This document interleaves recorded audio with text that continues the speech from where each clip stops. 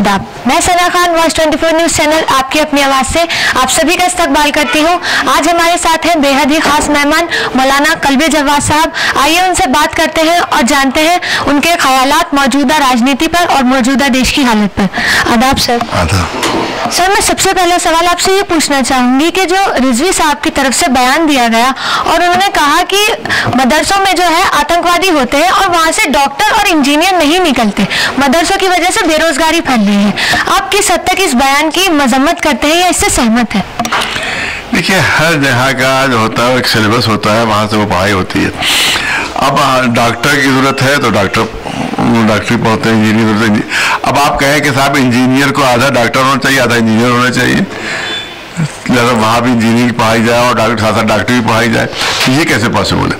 यहाँ पर धार्मिक पढ़ाई होती है, लिहाजा यहाँ पर धार्मिक पढ़ाई जाती है, धार्मिक चीज़ें जो पढ़ाई जाती है। अब आप कहते हैं उनको डॉक्टर भी बनना चाहिए, सब मौलवी होने के साथ साथ डॉक्टर भी होना चाहिए, तो ये कहा कि कोई बिल्कुल एक इलॉजिकल चीज़ है। बिल्कुल जो वहाँ का सिलेबस है वही तो वहाँ पढ़ाया जाएगा, या वहाँ डॉक्टरी पढ़ाई जाएगी, इंजीनियरिंग भी पढ़ाई जाएगी।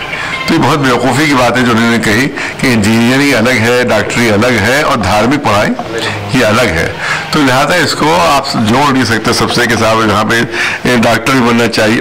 जैसे वहाँ पर वैसे होता है, जैसे मैंने खुद ही जो है मदरसे में पढ़ा भी और साथ ही साथ कंप्यूटर भी सीखा है, कंप्यूटर मुझे अच्छी तरह से आता है। तो इसका मतलब थोड़ी है कि आप जो है वो ये समझे कि बिल्कुल ही बेवकूफ़ होते हैं मौलवी जो होते हैं, उनको दुनिया में कुछ तमीज़ नहीं होती, ऐसी नहीं बात है। आज पहले ज़माने के मौलवी में आज के मौलवी में बहुत फ़र्क है।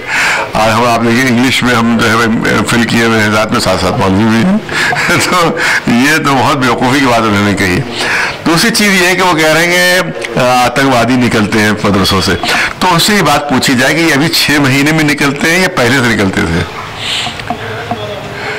अगर पहले से निकलते थे तो आदम खां उसके हेड थे मदरसों के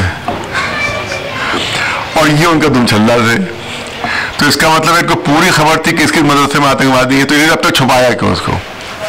इसका मतलब है कि छुपाने की मुजरिम है, ये छुपाने की मुजरिम है। और इनको पकड़ के पूछा जाए कि बता किस किस मदरसे में आतंकवादी है, इनको पकड़ा जाए किस किस मदरसे में आतंकवादी हो, तुमने अब तक छुपाया क्यों? 5 साल से तुम छुपाए हुए क्यों थे? क्योंकि तुम छल्ला थे आदम खां के, आदम खां हेड थे मदरसों के, और तुमने अब तक क्यों छुपाया? क्योंकि 6 महीने में कोई मच्छरों की तरह थोड़ी पैदा हो गए आतंकवादी, जो तो मच्छर पैदा होते हैं। फिर आतंकवादी को ट्रेनिंग दी जाती है, 2-4-3-4 साल लगते होंगे तभी तो ट्रेनिंग होती होगी। इसका मतलब मदरसों में ट्रेनिंग हो रही थी, आदम खां साहब उसके हेड थे, तुम उनके पीछे लगे हुए थे। बताओ कि तुमने अब तक छुपाया क्यों ये, और अब क्यों बता रहे हो? इसका मतलब असल मुजरिम तुम हो।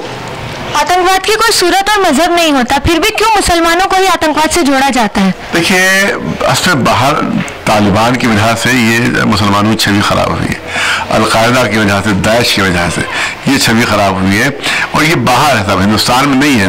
हिंदुस्तान में आपको दाइश का मिलेगा आदमी, न हिंदुस्तान में तालिबान का, न अलकायदा का। अरब मुल्कों में या इधर मुल्कों में आपको सब मिल रहे हैं। इसकी वजह से ये होता है कि साहब ये सारे मुसलमान जो है आतंकवादी, इन्हीं ने छवि खराब कर दी मुसलमानों की।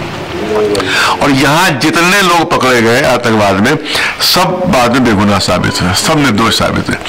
और दूसरी बात यह कि जितने पकड़े गए निर्दोष साबित हुए, उसमें एक भी मदरसे का नहीं है कोई। आप कह रहे हैं हर मदरसे में आतंकवादी है, तो कोई तो कभी पकड़ा जाता मदरसे का कोई आतंकवादी? वजह अगर तालिबान है आतंकवाद को फैलाने की, तो क्या रिजवी साहब जैसे लोग नहीं हैं जो मुसलमानों की तरफ से एक मैसेज कन्वे कर रहे हैं कि हम सभी मुसलमान एक दूसरे को ही आतंकवादी देखते हैं? यही आप देखिए, जब एक आदमी मुसलमान जो देखने में मुसलमान है वो कह रहा है कि सब मदरसे में तो आतंकवादी है, तो इससे जो है वो यहाँ हालात बिगड़ सकते हैं उसके, और इससे जो है हम तो समझते हैं पूरे हिंदुस्तान में जो है वो अशांति फैलेगी इसकी वजह से, उसके यहाँ से। तो इसको बिल्कुल गिरफ्तार करके जेल भेजना चाहिए। उसे कहा जाए तो साबित करो कि कहाँ आतंकवादी है, नहीं साबित कर सकते तो तुम्हें जेल भेजा जाए। मैंने आपके सामने कहा कि अगर मैं बता दूं कि पूरा बम रखा हुआ है हवाई जहाज के अंदर और बम ना निकले तो मुझे फौरन गिरफ्तार किया जाएगा, फौरन पकड़ा जाएगा।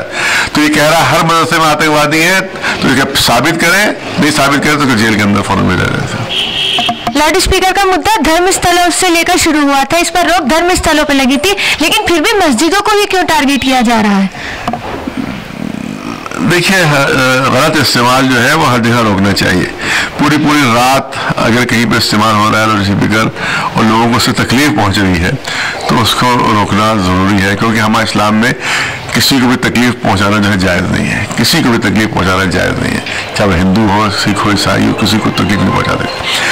मस्जिदों के लाउड स्पीकर जो है वो अजान होना चाहिए, अजान पर रोक नहीं लगना चाहिए, लेकिन एक लिमिट वो अपने पर रखे हुए, लिमिट लग रखे उसको कि किसी दूसरे को तकलीफ ना पहुंचे, किसी दूसरे धर्म वाले को तकलीफ ना पहुंचे, किसी दूसरे धर्म वाले को अजियत नहीं पहुंचे। इसी तरह से हमारे हिंदू भाइयों को, सिख हो, ईसाई कोई हो, उनको भी इस बात का ध्यान रखना है कि उनके लाउड स्पीकर से किसी दूसरे को अजियत ना पहुंचे, तकलीफ ना पहुंचे। एक हार्ट का मरीज है, एक तेज लाउड स्पीकर बज रहा है तो वो तो मर भी सकता है, उसको हार्ट अटैक भी हो सकता है, और ये इस्लाम ने जायज़ करार नहीं दिया है। लिहाजा हो अजान, बिल्कुल अजान और अजान के खिलाफ कोई नहीं कर सकता, लेकिन उसको एक लिमिटेड वॉल्यूम पर होना चाहिए। जो मुस्लिम इलाके हैं उनमें तो जितना ज़रूरत हो उतना हो, लेकिन जो हिंदू इलाके हैं जिसमें कोई मस्जिद अगर है तो उसमें उतनी वॉल्यूम होना चाहिए कि जो ज़रूरी है, गैर ज़रूरी तौर पर आवाज़ बढ़ाना नहीं चाहिए। वज़ीर आज़म के इजराइल दौरे को आप किस तरह देखते हैं?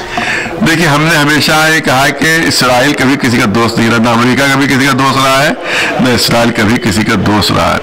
वो हिंदुस्तान से फ़ायदा उठा रहा है, हिंदुस्तान को उससे कोई फ़ायदा नहीं पहुंच रहा है, और हमेशा उसने अपने दोस्तों को धोखा दिया, उनके पीठ पे छुरा भोंका है। बल्कि हमारा बिल्कुल प्रूफ है हमारे साथ, आप जाके हिस्ट्री देख लीजिए कि आतंकवादी गतिविधियाँ और हालात हिंदुस्तान में उस वक्त पैदा हो गए हैं कि जब इनका बम्बई में इनकी एम्बेसी खुली है, तब से आतंकवाद शुरू हुआ हिंदुस्तान में। आप हिस्ट्री देख लीजिए आतंकवाद की। उसी जमाने हमने कह दिया था कि ये आतंकवाद यहाँ शुरू हो जाएगा, क्योंकि जहाँ जाते हैं आतंकवाद फैलाते हैं, और यही हुआ कि इधर इनका एम्बेसी खुली, वैसा आतंकवाद शुरू हो गया हिंदुस्तान में। लिहाजा अगर हिंदुस्तान में शांति रखना है तो इससे इसराइल से अपने को हिंदुस्तान को अलग रखना होगा। विकास के लिए आप जनता का, मुसलमानों का, दलितों का, सबका रहनुमा किसे मानते हैं? आपकी नज़र में कौन है ऐसा जो विकास कर सकता है सही मायनों में? देखिए, इस वक्त जो भी विकास करेगा पब्लिक उसी के साथ हो जाएगी, क्योंकि आज न मंदिर का मुद्दा चलेगा न मस्जिद का मुद्दा चलेगा, सिर्फ और सिर्फ विकास की बात चलेगी।